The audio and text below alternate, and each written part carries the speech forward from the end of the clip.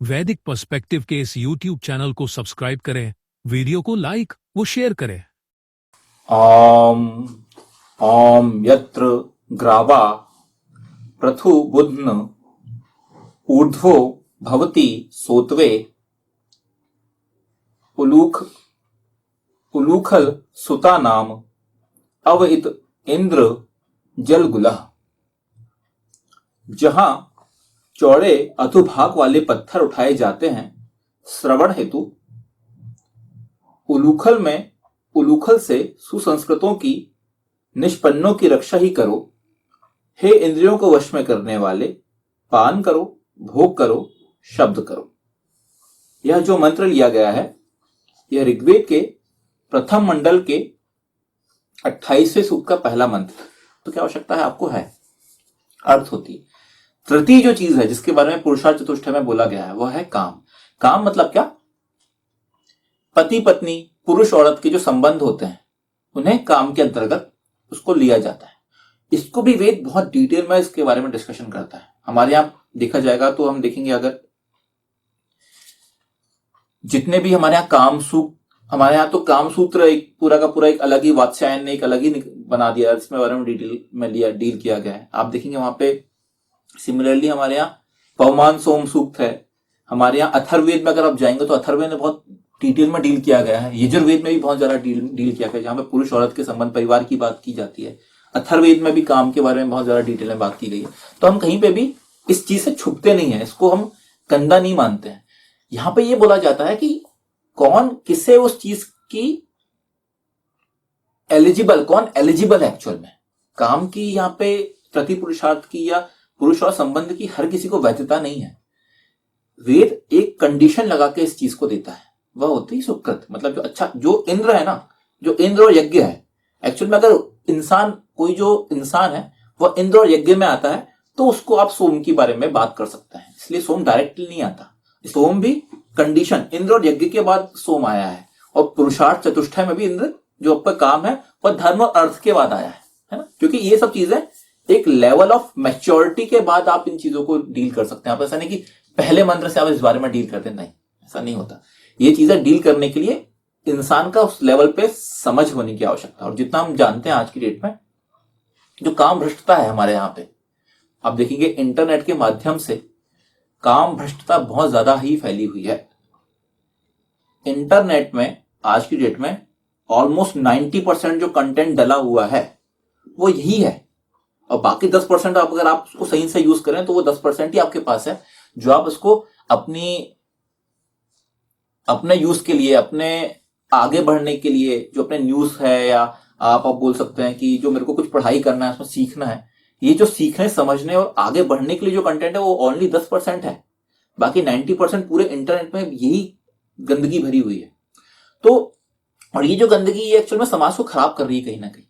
और उसके पीछे का रीजन ये कि सही जो काम ज्ञान है या सही जो चीज है, इसलिए आप देखेंगे आज की डेट में सेक्स एजुकेशन की बहुत ज्यादा डिटेल में बात होती है। इवन स्कूलों में भी ये सिखाया जाता है, पहले से ही बताया जाता है। वो क्यों इसकी डिमांड आने लगी? क्योंकि आप देखेंगे जो परेशानियां आ रही हैं आपके जीवन में वो इन्हीं सब चीजों के कारण आ रही।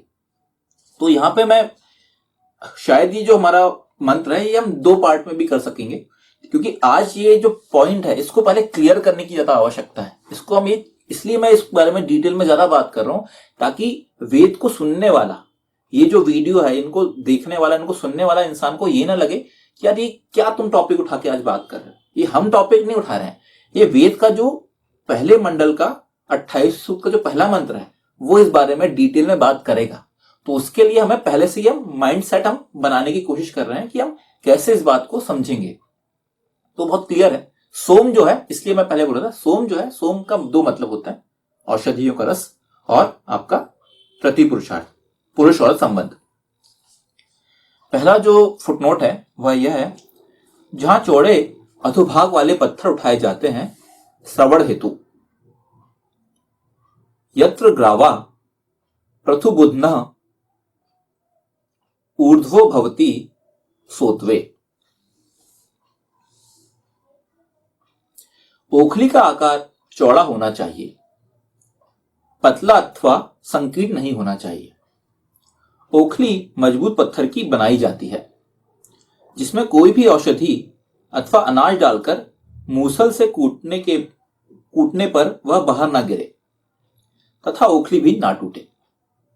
उसका श्रवण या रस भी बाहर ना गिरे। इन सब बातों का ध्यान रखकर ओखली का निर्माण किया जाता है।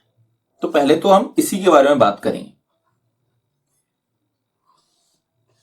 अगर मैं ओखली और जो मूसल के कंसेप्ट को इस बारे में लें कि जिसका हम आज की डेट में यूज करते हैं, या हम पहले भी लें जो हमारे पहले के टाइम में हम जो यूज किया करते थे, उसमें आप देखेंगे कि उसका आकार, जो मैं पहले ही बताया कि जो आकार थोड़ा गोल सा लंबा सा होता था और उस पर आपका मूसल होता था, उसके द्वारा आप औषधियों का रस का निकाला करते थे और उससे जीवन जीते थे।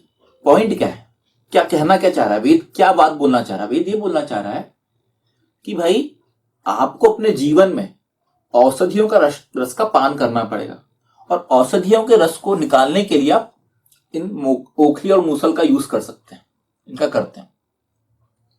पॉइंट बहुत क्लियर है। जितना आप अपने आप को नेचुरल रखेंगे, जितना इन चीजों का नॉर्मल यूज करेंगे, उतना ही आप अपने जीवन में पाएंगे कि उतना ही सिंपल रहेगा आपका जीवन। होता यही है कि हम लोग क्या करते हैं, हम लोग अपनी लाइफ में हमारे जो बेसिक्स हैं, ऑथेंटिक चीजें, जो क्लासिकल चीजें हैं, उनको छोड़कर हम जो ज्यादा कैची चीजें हैं, जो ज्यादा आधुनिकता है, उसकी तरफ हम ज्यादा स्पीड से भागते हैं। लेकिन कुछ चीजें जो है ना, जो नॉर्मल जितनी सिंपल रहे, जितनी ऑथेंटिक रहे, वो उतनी ही ज्यादा आपके जीवन में लाभप्रद है। आप पाएंगे आज की डेट में एक किताब है, आप में से जो लोग सुन रहे हैं, इसको देख रहे हैं, उन्होंने शायद पढ़े भी होंगे। एक किताब है जिसका नाम है इकिगाई। ये एक जापानीज किताब है, और जापानीज किताब में उनका जो टैग लाइन है वह यह है, how to live long and happy life.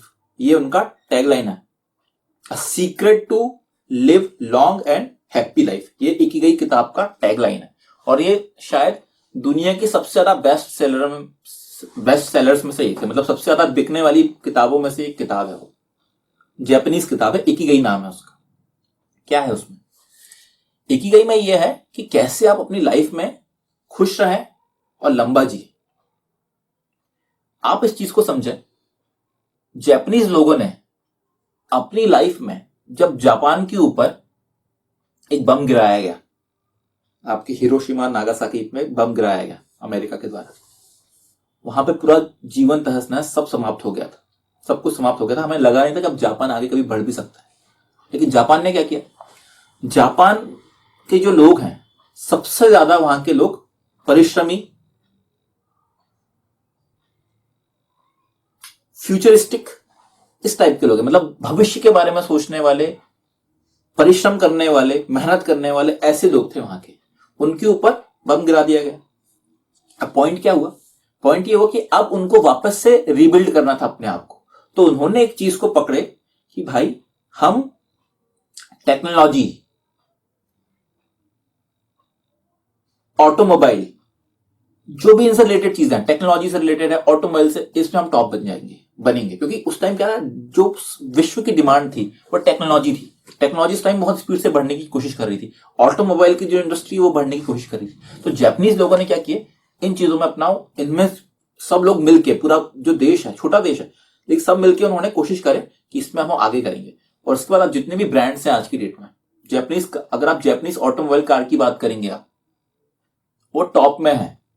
Japanese car होंगी, ये सब टॉप में। अमेरिका भी ऑब्वियसली आता है, अमेरिका की कार भी बहुत अच्छी है, लेकिन जापानीज ने सबसे पहले स्टार्ट किया था। उसमें होंडा उनमें से आप बोल सकते हैं, टेक्नोलॉजी आप बोल सकते हैं, सोनी जो है था, सोनी टेक्नोलॉजी में, तो इन्होंने तोशिबा। तो पॉइंट क्या है, मैं बताना क्या चाह रहा हूं, मैं बताना ही चाह रहा हूं यहाँ पे कि उन्होंने आगे बढ़े, और आगे बढ़ के वापस से उन्होंने अपने आप को रिबिल्ड किए। लेकिन उनके ये सब करने के बाद, टेक्नोलॉजी में आगे बढ़ने के बाद भी, उन्होंने अपने लाइफ स्टाइल में वही चीज मेंटेन रखी जो पहले वो मेंटेन रखते थे।